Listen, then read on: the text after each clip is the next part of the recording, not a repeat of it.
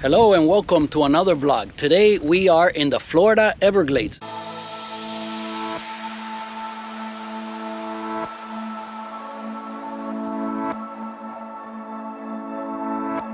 You call, I fall. There's a legacy between us. We grow, we go, but in the middle.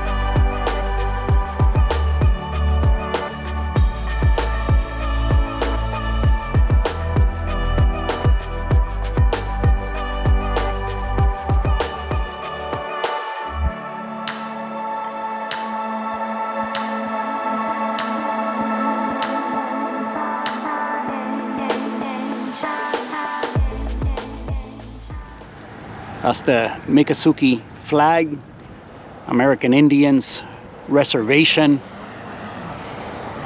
This is quite into the Everglades, and they have a casino out here. Maybe we'll stop in a little bit later. There's a lot of opportunities to do these airboat rides. There's a lot of nature out here that you can check out.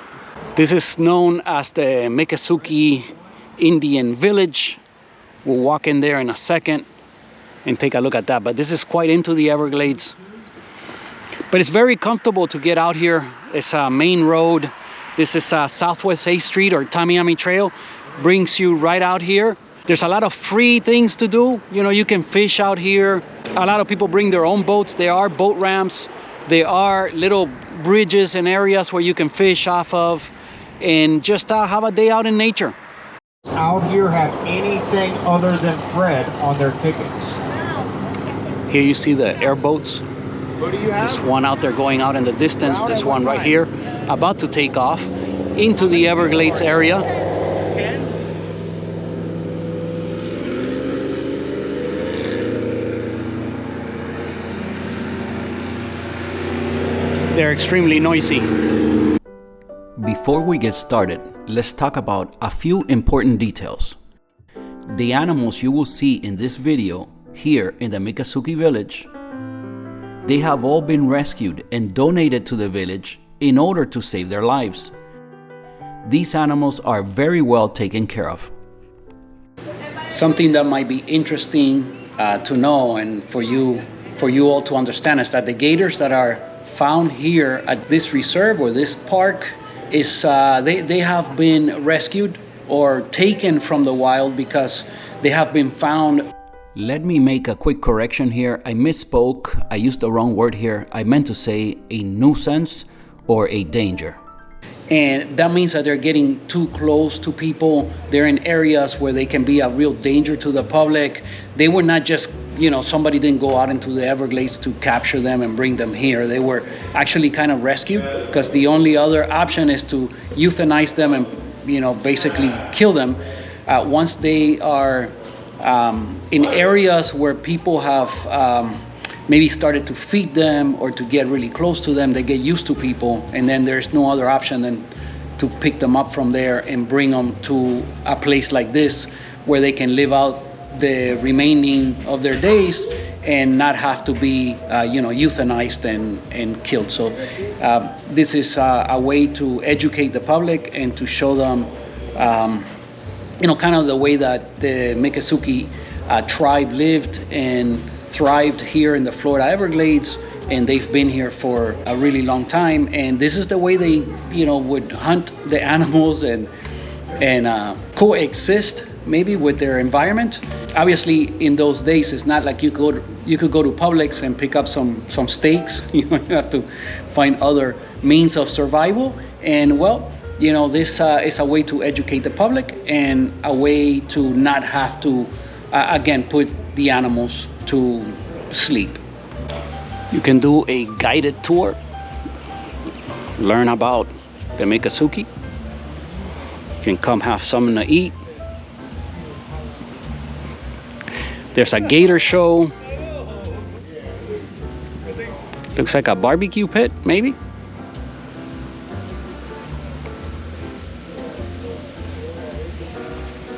Some arts and crafts.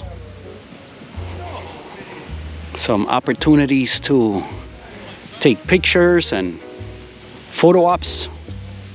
There's not a lot going on today. This area's a bit quiet. Could be a little park over here for the kids to run around. I hear kids. Gator show, amphitheater, food court. Yeah, something going on over there. Everybody's over there. The Miccosukee Museum. Interesting fact is that the doors that are hanging here in the front of the museum are the original doors of the Miccosukee Embassy located in Tallahassee. It was donated here to the museum, and now they are the main doors. This is Tiny.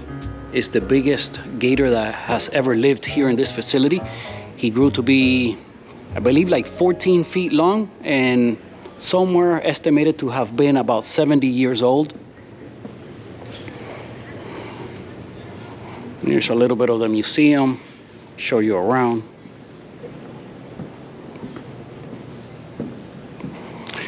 It's really interesting to visit. You get to learn a whole bunch from the way they lived here and in this ecosystem.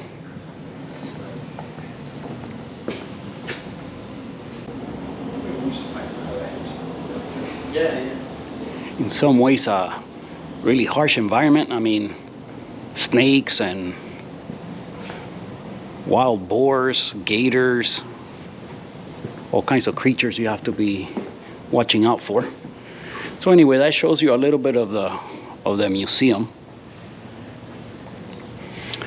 Let's see, and out here's a little nature walk. They have these all throughout the Everglades. There's a bunch of these stops that you can visit and walk around. There's plenty of parking areas and rest areas.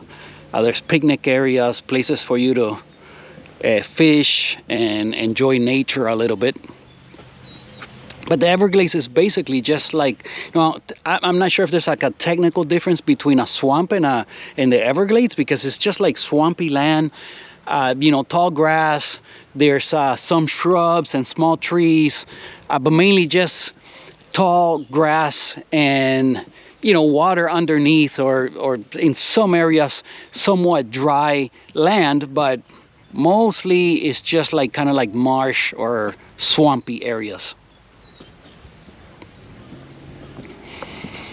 Okay, so maybe in this vlog, you guys saw a little bit of what we have as to national parks in Florida. Maybe one day we'll go to Tortugas and show you a little bit of that. But I believe on that one you have to go on a boat ride to get to it. This is Bubba.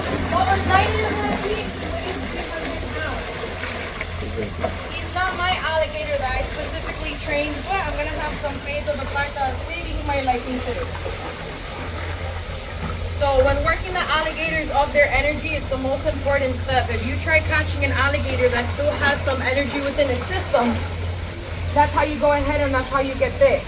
So when you're working them off their energy, no matter how long it takes you, it's the most important step, and you always want to take your time doing so. I'm going to give him light taps. Now where I'm tapping him is down his back. It does not hurt the alligator. Alligators going down their back, they have free floating bone plates. They're called their scutes. The scientific name is called their osteoderms. That's how the alligators are actually able to recharge themselves, and it's their natural body armor. Now inside of these bone plates are a whole bunch of blood vessels that allows the alligator to absorb that much heat and that much warmth.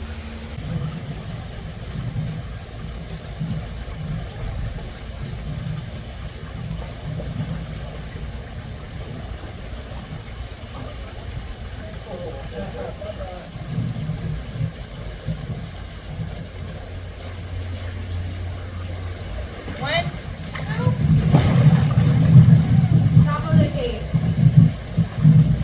I'm going to rearrange him. Always cover the eyes. When an alligator can't see, they don't understand what's going on around them.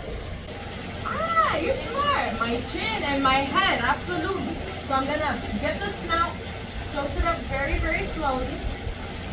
This does not hurt the alligator either.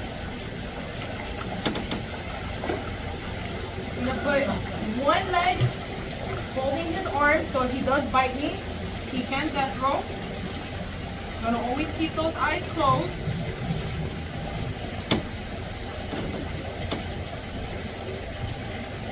So you're gonna fix the rope?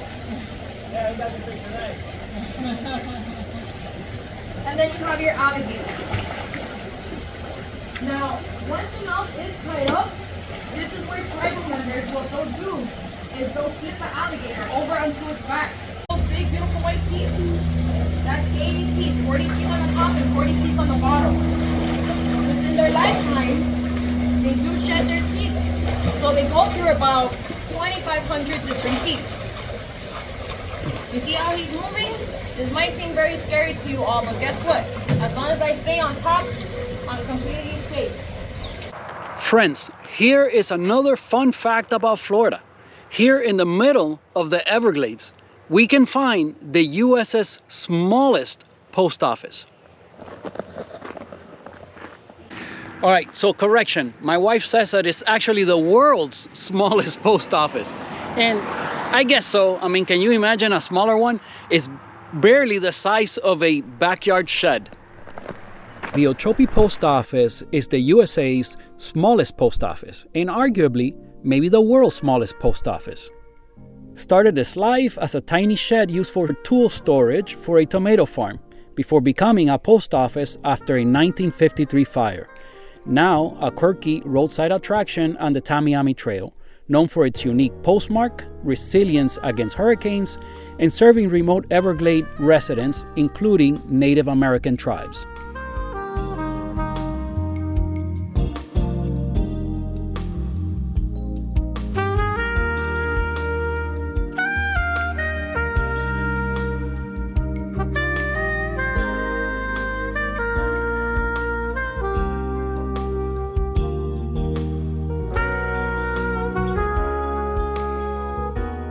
I'm not sure if you could see all the fish jumping there in the water. I tried to capture some of that, but there were some folks like standing right next to me and talking.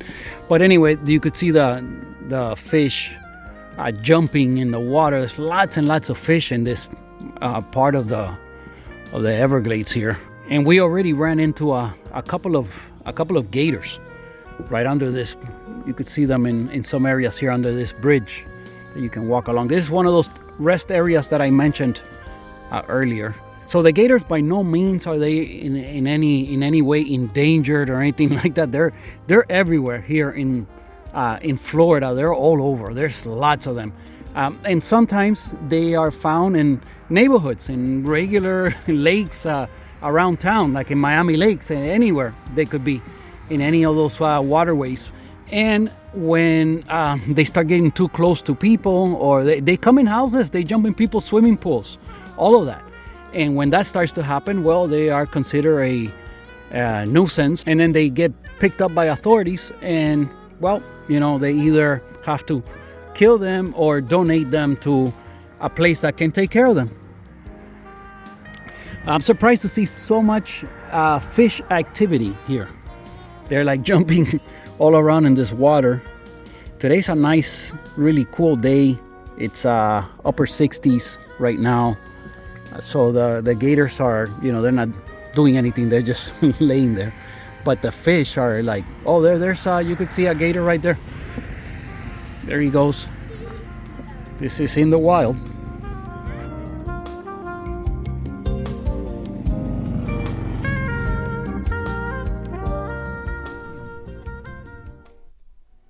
After a long day exploring, we got hungry and ended the day at El Toro Loco, which means the crazy bull. This place was no bull. Look at the amount of meat. El Toro Loco is a Brazilian-style steakhouse with good food, good service, and a friendly sports bar atmosphere. All in all, we had a great time, and I give it an 8.7 out of 10. Thank you for watching. I appreciate you a whole bunch. Remember to drop in and say hello. I answer everyone. Please give the video a like, subscribe to the channel if you haven't done so already, and I'll see you next Saturday.